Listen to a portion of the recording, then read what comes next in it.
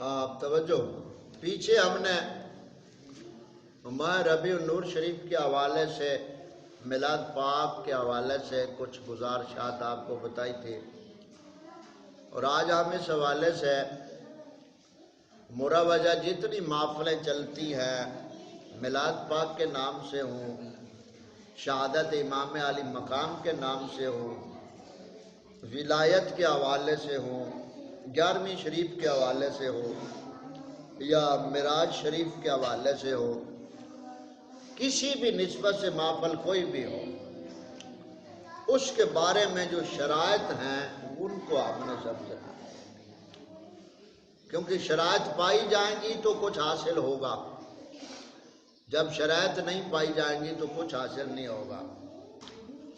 ایک آدمی نماز پڑھنے کے لیے آئے، وضو نہ کرے اور سیدھا نیت باندھ کر کھڑا ہو جائے، اب دیکھنے میں تو وہ نماز پڑھ رہا ہے، تو کیا شریعت کے مطابق بھی وہ نماز ہے؟ یہی آپ سمجھ لیں کہ شرائط نہیں ہے، ہم صرف شرائط پڑھیں گے آپ مختصر سی گفتگو میں۔ توجہ بھائی، سب سے پہلی شرط محفلوں کے لیے یا کوئی بھی آپ نیک عمل کرتے ہیں، چھوٹی نیکی یا بڑی نیکی آپ کرتے ہیں، سب سے پہلی شرط جو ہے کہ نیکی کرنے والا، محفل کرنے والا، کرانے والا صاحب ایمان ہو۔ پہلی شرط کیا؟ یعنی مومن ہو، کیونکہ یہ سورۃ مائدہ کی آیت نمبر 100 نکالیں نا چھٹے پارے میں، تاکہ آپ ساتھ دیکھ بھی لیں۔ پہلی شرط کیا ہے؟ مومن ہو، ایمان والا ہو، کیونکہ جب تک اس کے پاس ایمان نہیں ہے وہ جتنی بڑی بھی نیکی کر لے اس کی کوئی قبولیت نہیں ہے۔ سمجھ آ گئی؟ پہلی شرط کون سی ہوئی؟ ہاں، صاحب ایمان ہو۔ پہلی شرط کون سی ہے؟ صاحب ایمان ہو، مومن۔ دوسری شرط نیت درست ہو، یہاں لکھا ہے میں یکفر بالایمان فقد حبط عملہ، جو ایمان سے انکار کرے تو اس کا کیا دھرا غارت ہو۔ یعنی 100 پہ نظر نہیں آ رہا تو آگے پیچھے دیکھ لو یہ الفاظ کو۔ تو پہلی شرط کون سی ہے؟ صاحب ایمان ہو، مومن ہو، اور دوسری شرط نیت ٹھیک ہو۔ کیا نیت ہو؟ اللہ تعالیٰ کی رضا مقصود ہو۔ دوسری شرط کون سی آ گئی؟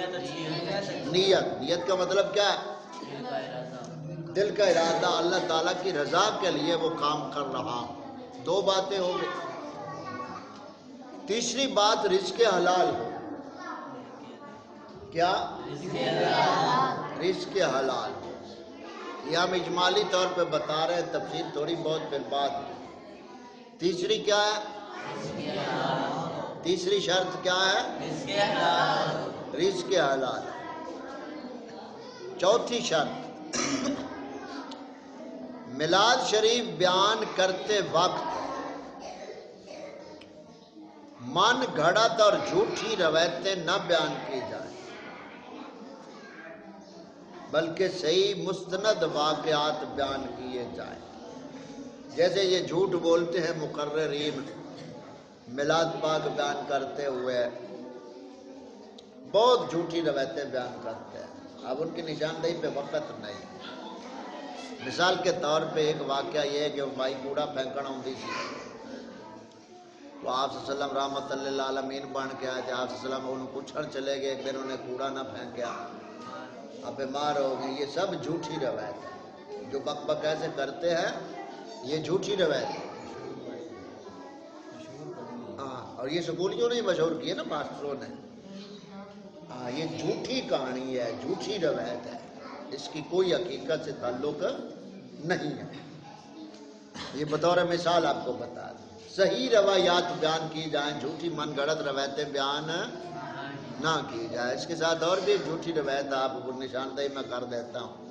وہ ایک آسی مراسی ہے نا، ہاں، اس خبیث نے ایک جھوٹی کہانی گڑھی ہوئی ہے کہ یہ جب آیت نازل ہوئی کہ سب کو پرصراط پر سے گزرنا ہے تو آقا کریم صلی اللہ علیہ وسلم ایک غار میں تشریف لے گئے، وہاں 3 دن رات روتے رہے۔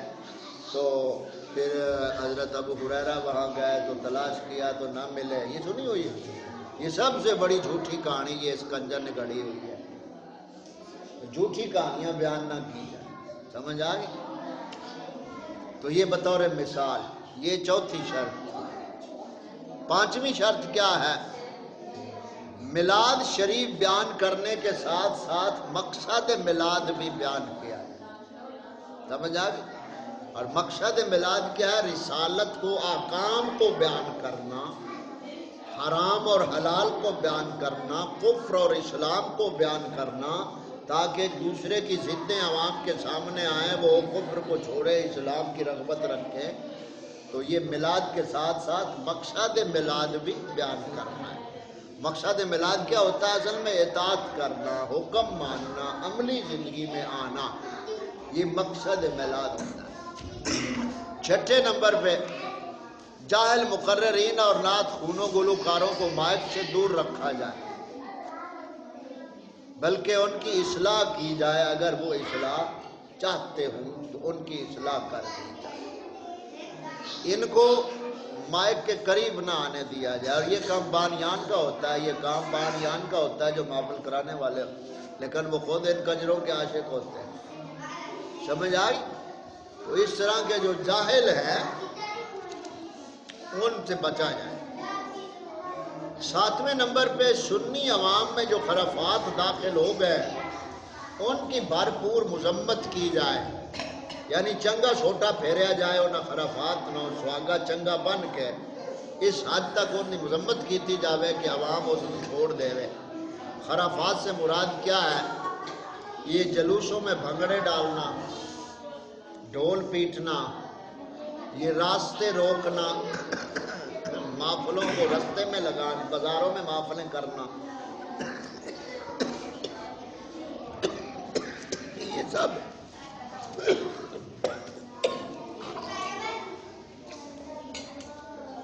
سب ناجائز کام ہے۔ اعلیٰ حضرت علیہ رحمہ نے لکھا کہ جو محفل میلاد کے لیے راستہ روکتا ہے وہ مجرم ہے، کیونکہ میلاد پاک تک مستحب عمل ہے، اور راستہ کھلا رکھنا یہ لازم ہے، سمجھ آ گئی؟ تو اس طرح کے یہ جتنے خرافات ہوتے ہیں ان کی مذمت کرنا، یہ ساتویں شرط۔ آٹھویں شرط، ایسی محفلیں اوقات خالیہ میں ہونی چاہیے۔ کیا مطلب؟ یعنی جو نماز کے اوقات ہیں ان میں محفلیں نہیں ہونی چاہیے، خالی وقت میں ہوں تاکہ فرائض کی ادائیگی جاری رہ سکے۔ اب یہاں ہوتا کیا ہے؟ ادھر محفل جاری ہوتی ہے یا ادھر اذان کا ٹائم جماعت کا ہو جاتا ہے، محفل جاری ہوتی ہے اور اذان جماعت کی طرف توجہ نہیں ہوتی۔ یہ آٹھویں شرط ہے۔ نویں شرط یہ ہے کہ مردوں اور عورتوں کا اختلاط نہ ہو، یعنی بندے بوڑھیاں کٹھے نہ ہوں، بلکہ عورتوں کے لیے علیحدہ پردے کا انتظام ہو اور مردوں کے لیے علیحدہ، عورتوں کی طرف کوئی مرد نہ جا سکے، اس طرح یعنی پردے کا انتظام ہونا چاہیے تو عورتیں محفل سن سکتی ہیں، اور صحیح کوئی عالم دین سنانے والا ہو اس صورت میں سن سکتی ہے۔ وہ ان کو دین سنائے گا تو دین سننے سے ان کی اصلاح ہوگی، تو یہ مقصد ہوتا ہے۔ یہ مقصد حاصل نہ ہو تو پھر عورتوں کے جانے کا کوئی مقصد ہی نہیں۔ اچھا، 10ویں نمبر پہ مروجہ محفل میلاد جو معاشرے میں چلتی ہے اس کو فرض واجب سنت نہ سمجھا جائے، بلکہ جو اس کا درجہ ہے وہی درجہ رکھا جائے مستحب۔ کس کا؟ بولتے نہیں؟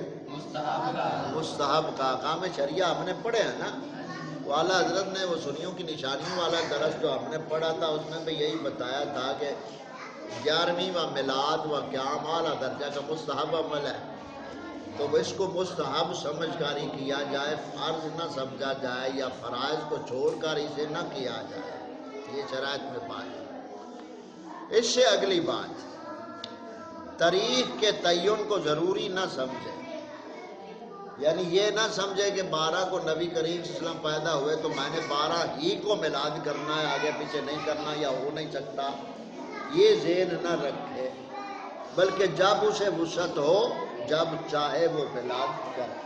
جو شرائط بتائی اس کے حوالے سے سمجھے، یعنی اس تعین شریعت کے تاریخ کے تعین کو ضروری نہ سمجھے کہ 12 ہی کو ہم نے ملانا ہے، آگے پیچھے ہوتا نہیں ہے یا ہم نے کرنا نہیں، یہ جہالت ہے، ٹھیک ہے۔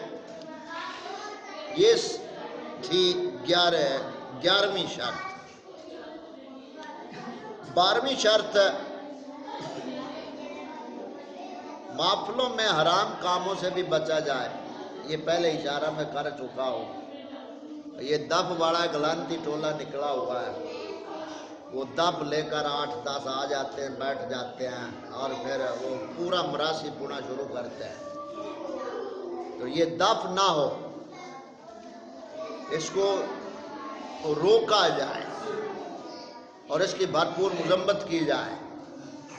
اس پس منظر میں وہ میدو گشتی ہے، میدو گشتی آپ شاید اس کا نام جانتے ہیں، جس کو قوم عبدالحمید چشتی کہتی ہے۔ وہ جناح کیب سر کے اوپر رکھی ہوتی ہے، اینک چاڑی ہوتی، لامی آنکھ سے وہ کہتا ہوتا ہے میں 5 منٹ جناب نو پڑھنا، اچھی سبحان اللہ، رضا کے برکت، اچھی سبحان اللہ، نمازی اچھی سبحان اللہ، اس طرح دی ہوتی ہے، یہ تقریر ہے۔ ایسے بے وقوف لوگ جب قوم کے راہ پر ہیں تو اللہ ہی حافظ ہے۔ اس سے پوچھا گیا دف کے بارے میں تو گویا اس نے اس انداز میں جواب دیا کہ گنجائش بھی بجانے کی رہے اور منع بھی کر دیا جائے، یعنی گبھن گل کی تھی جندے چ لچک ہے کہ چلو اتنا گزارا ہو سکتا ہے، اس کو مراد میں چشتیاں سمجھ آ گئی۔ تو یہ دف، اس کو دفع کیا جائے، دف شامل نہ ہو، ایک بات۔ اور دوسری بات، جو اللہ تعالیٰ کا پاک نام مائک میں وہ گاں گاں گاں کر کے لیتے ہیں، یہ سخت حرام اور گناہ ہے، کفر تک پہنچ جاتا ہے۔ اب میں آپ کو سمجھانے کے لیے بات کر رہا ہوں، جیسے وہ کہتے ہیں اللہ اللہ اللہ، ایسے ہوتا ہے، ایسے نام پاک و ذات کا لینا یہ بہت بڑا گناہ ہے، سمجھ آئی؟ جہاں آپ سن رہے ہوں یا جہاں آپ کی طاقت بس چلے تو اس سے پیار سے کہا بھائی اللہ تعالیٰ کے پاک نام کی بے ادبی نہ کرو، آپ نے محفل منائی ہے نجات کے لیے، نیکی حاصل کرنے کے لیے، تو جہاں آپ کفر بول رہے ہوں گے وہاں اللہ کا غضب بھی آئے گا، اور کیا ہوگا، سمجھ آ گئی؟ تو یہ کتنی شرطیں ہو گئی؟ 12۔ کتنی؟ 12 شرطیں ہو گئی۔ آج کے حوالے سے یہی کافی ہے، یہ 12 شرائط ہم نے آپ کو بتائی ہیں محفل کے حوالے سے۔ تو کل انشاءاللہ تعالی بقیہ شرائط بتا کے یہ شرائط جو ہے، شرائط والا ہمارا درس مکمل ہو جائے گا۔ تو اس کی کچھ اگر وضاحت کسی شرط کی کرنی پڑی تو پھر وہ کل ہم کر لیں گے۔ تو کتنی شرطیں ہم نے محفلوں کی پڑھی ہیں؟ 12۔ پہلا مومن ہو، دوسرا نیت ٹھیک ہو، تیسرا رزق حلال ہو، چوتھا میلاد میں سچی روایتیں بیان کی جائیں، جھوٹ نہ بولا جائے، 5ویں نمبر پہ میلاد کے ساتھ مقصد میلاد بیان کیا جائے، 6 نمبر پہ جاہل مقررین نعت خوروں کو، نقیبوں خطیبوں کو مائک سے دور رکھا جائے، اور 7ویں نمبر پہ سنی عوام میں جو خرافات ہیں، یہ ناچنا، بھنگڑے ڈالنا اور مرد و عورتوں کو اکٹھا ہونا، ان کو ختم کیا جائے، اور 8ویں نمبر پہ میلاد پاک کو مستحب سمجھا جائے، اسے فرض واجب نہ سمجھا جائے، اور 10ویں نمبر پہ کوئی بھی دن ہو آپ تعین کو لازمی نہ سمجھیں، جب بھی چاہیں آپ میلاد پاک کر سکتے ہیں، اور 11ویں نمبر پہ یہی ہے کہ 10 نمبر پہ 12 پڑھی ہیں نا، ہاں بس یہی، یعنی حرام کام نہ ہو، دف نہ ہو، یہ 12ویں نمبر پہ، اور یہ دف والے جو ہے ان کو دفع کر دیا جائے، اور دوسرا یہ جو ہے اللہ تعالیٰ کا نام پاک نہ بگاڑا جائے۔ تو یہ یہاں تک آج ہم نے شرطیں پڑھی ہے. اب وقت زیادہ ہو رہا ہے، یہاں ہم بات ختم کرتے ہیں. کل کے درس میں یہ دب بجا کر نعت پڑھنے کے حوالے سے ہم آپ کو ایک حدیث پاک سنائیں گے اور پھر آگے اگلی جو شرائط ہیں وہ بیان کریں گے. تو یہ بات ختم کریں.